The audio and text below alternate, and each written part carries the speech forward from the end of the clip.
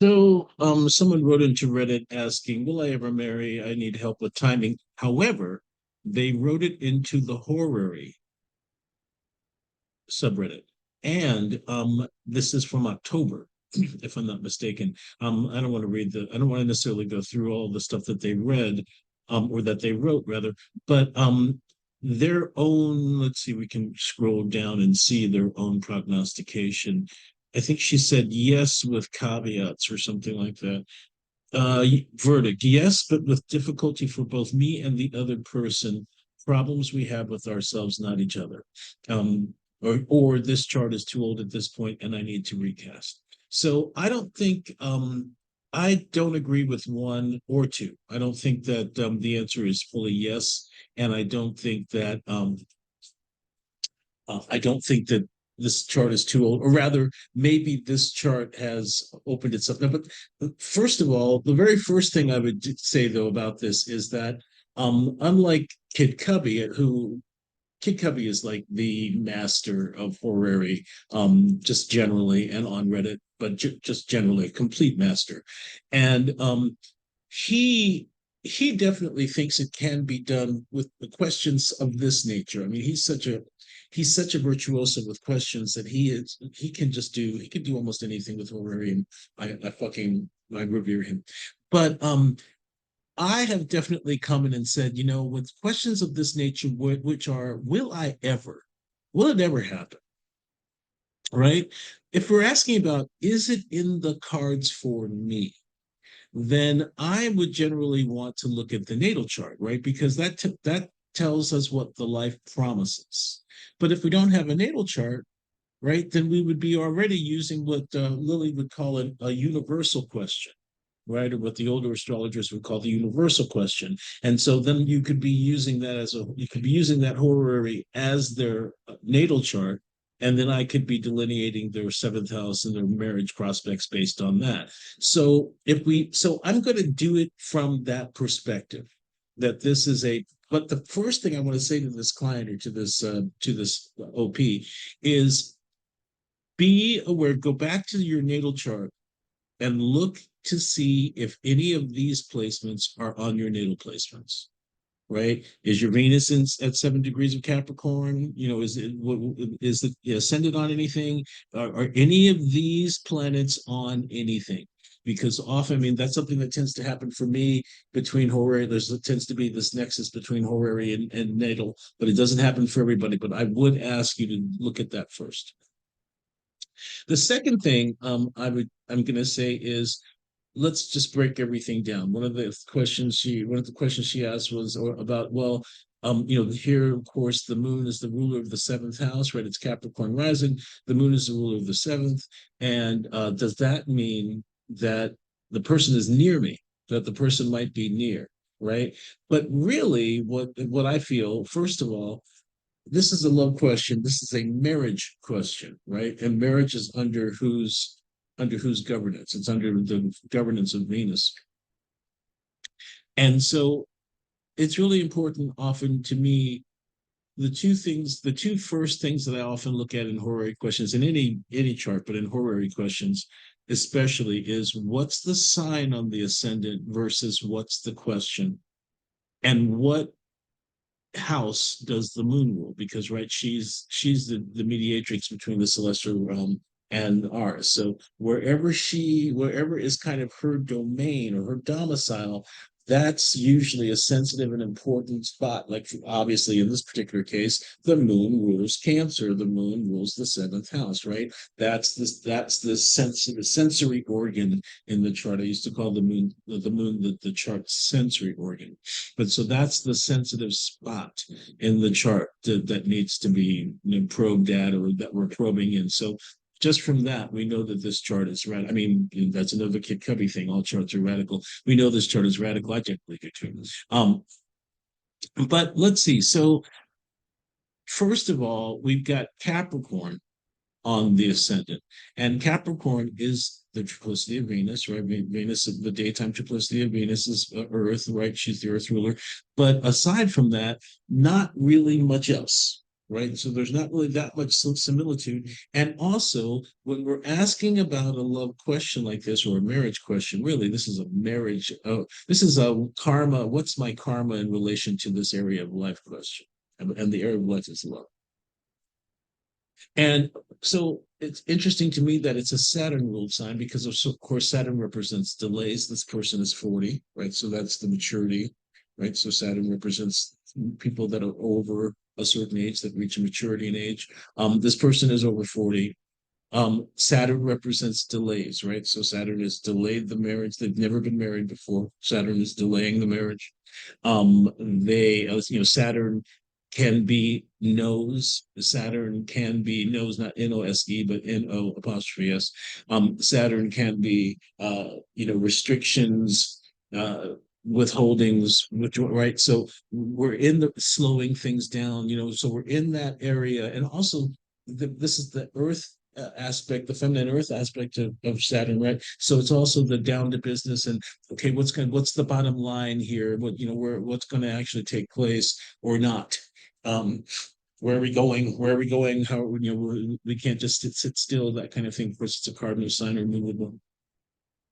So that was the first thing that I looked at was, oh, okay, look at there's that Capricorn on the ascendant. And then the fact, of course, that the moon is there in Capricorn in the ascendant. Now, Capricorn is the detriment of the moon. So I think that really gives us an idea of what's going on. The first house rules the mind, right? The first house rules the head and by extension, the mind, right? And then, of course, there are two aspects of mind. The moon is the non-rational and the Mercury is the rational mind, right? So we've got what we have is the non-rational mind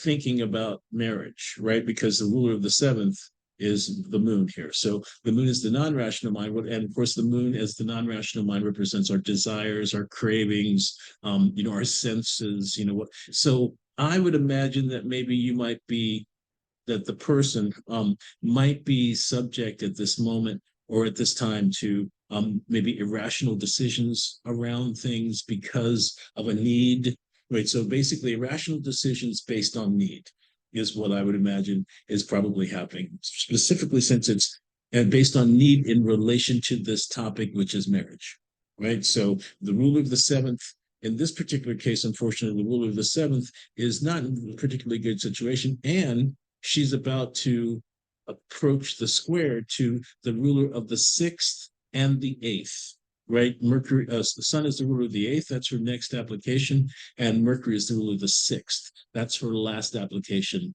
in this sign, and both by square, right? So in that particular respect, and actually Sun and Mercury are both on the part of fortune. So that means the rulers of the sixth and the eighth are on the part of fortune, which of course is in Libra, which is a Venus ruled sign, which is definitely a sign about marriage and love relationships, etc.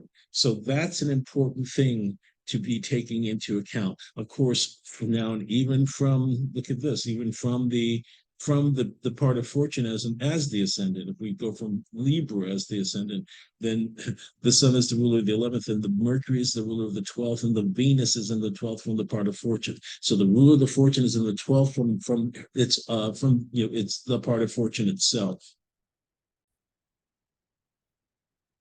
Okay, and so now looking at Venus, so of course we were just talking about the moon and the first house itself, and we haven't looked at Saturn yet, which we don't really. I mean, Saturn. Once again, one of the things that we mentioned about a Saturn ruled ascendant is that Saturn rules maturity. We know this person is over 35. This person is 40 years old. So even that is kind of a Saturnian representation of the person asking the question. However, what I wanted to go to next is look at Venus, who is the universal lady of marriage, right? She's the universal ruler of love and marriage and sex, and she's one of the rulers of fertility, coitus, and the reproductive organs. All romance, all of that. But also the love of friends. So love, agape, any kind of love is essentially Venusian. There's under Venus's domain. So in this particular chart, so of course we would be looking at, we're trying to find out if the person will marry. So we need to be looking at nature or the condition of the ruler of the seventh, of course, which is marriage. And we've already talked about that the ruler of the seventh is in the sign of their detriment and approaching the square to the rulers of the sixth and the eighth. And then we talked about, now we need to talk about the condition of the universal rule, right? Because Venus is the universal rule of marriage.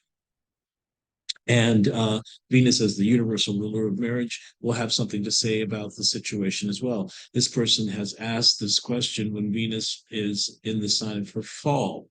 So this is the weakest Venus that we can have to assist with marriage, right?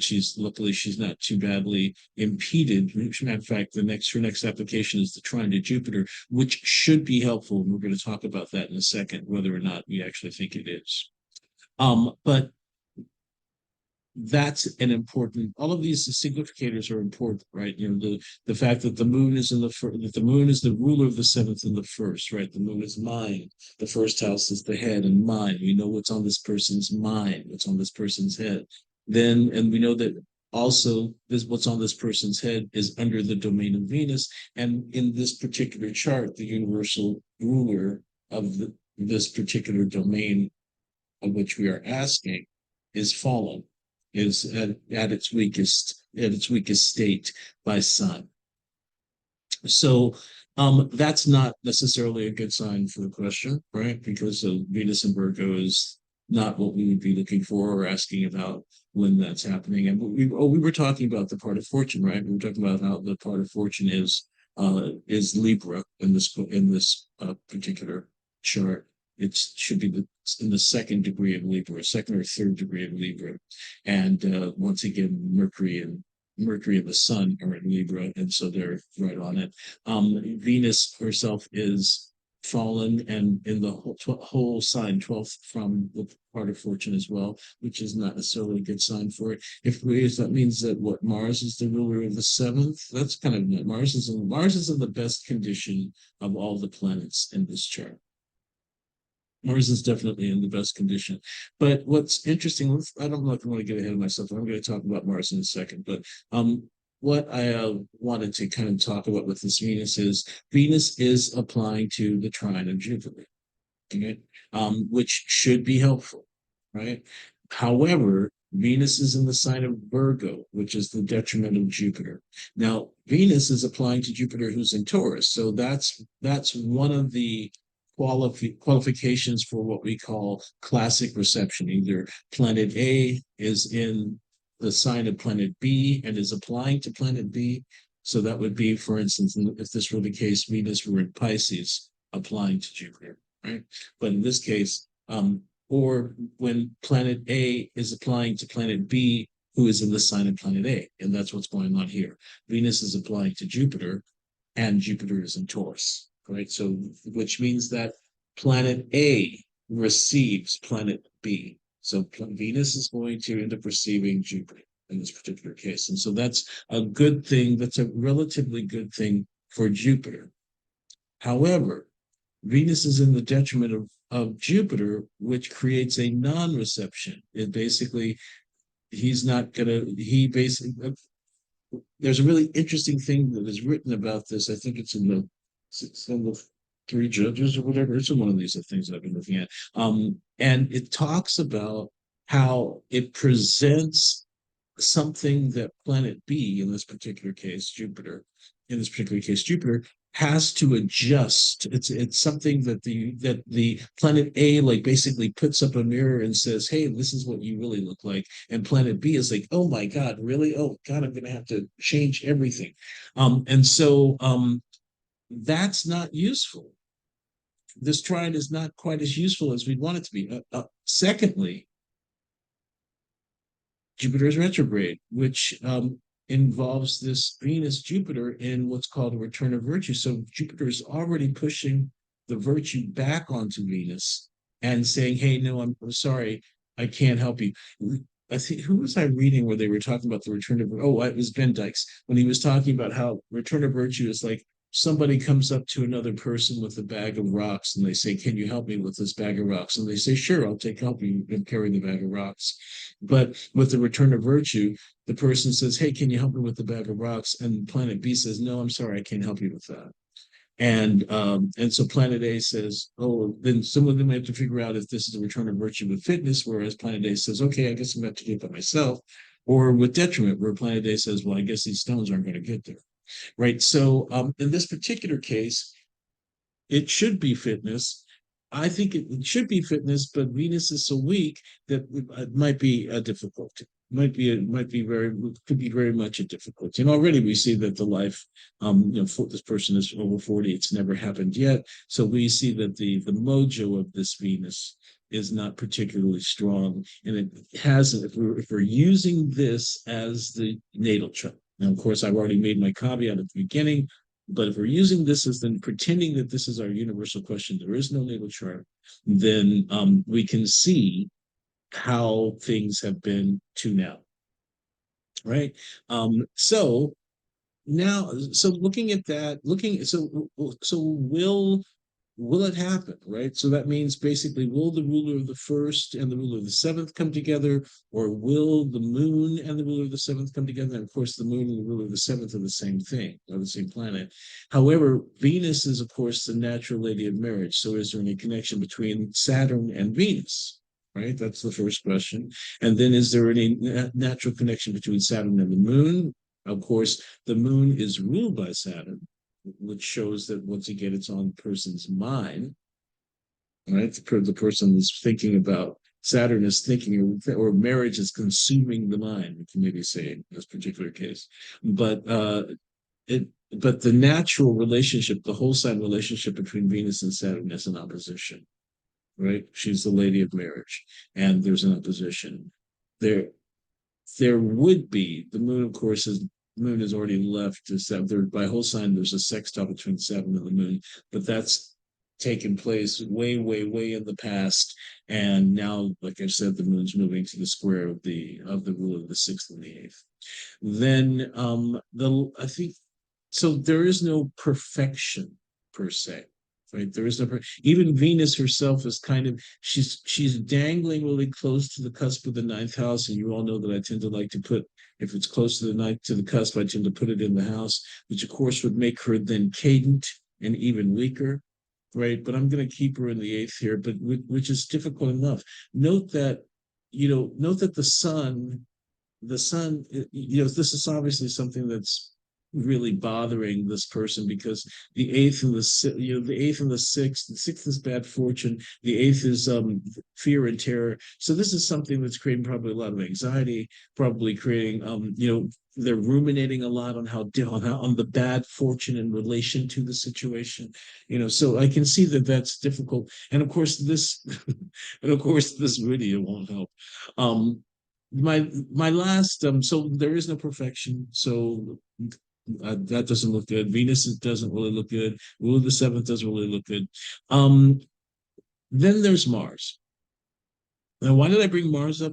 Because there's this very interesting technique for finding the victor of the question, or the significator of the question. It's simple. You basically use the the five rulers of the dignities, of the dignity of the ascendant, right? So there are five possible rulers for every degree, right?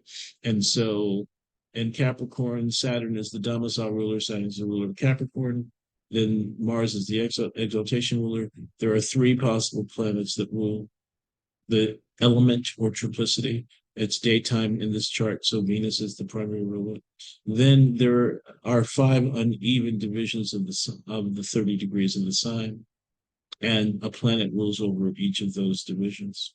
And then you've got the last three; those are called the terms or bounds. And then the decanates basically the decans, or what I think you all know them as decans. Okay, so when we were looking at, it's the eighth degree of Capricorn rising. So Saturn will get 5 points, Mars will get four, Venus will get three, Jupiter will get two, and another one, three. So Venus and Jupiter get about the same amount. And then based on where they are in the chart, so for instance, the first house gets 10 points, 12 points, the 10th gets 11, the 11th gets 10, what is it? The fifth gets 9, the seventh gets 8. Okay, so moving on, moving from there. So looking at all of these, so Saturn has the most points, but he's in the second house, which only gets 4. So 5 plus 4 is 9. Then let's see, Mars. The winner is Mars. Mars is he gets 4 points, and he's also in the 10th house, which gives him 11 points, which gives him 15. Um, Venus gets 3 points, but then she's in the eighth house, which gives her, I think, 5. So that's like maybe 13. And then Jupiter gets 3 points, and he's in the fourth house, which gives him 7, which gives him 11. So it's not just that we want to find a planet that's going to be. We want a planet that's going to be strong. Venus isn't strong. Jupiter is retrograde. Saturn is retrograde. Mars is the obvious winner and the victor. Now, the thing is, what's interesting about this is that Mars is the ruler of the 11th of our hopes and wishes, right? So that's, I think, the most interesting thing for me about this chart. But note that Mars is also going to the opposition of Jupiter. And as I mentioned, well, I don't know if I've mentioned this already, but, this Jupiter, any planet can become malefic or benefic, right? Any planet can be functionally malefic or functionally malefic or benefic.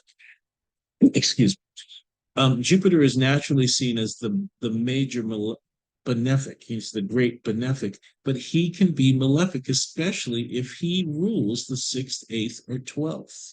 In this particular chart, Jupiter rules the 12th. If he's impeded, if he's retrogradation or combustion, those are considered to be impediments.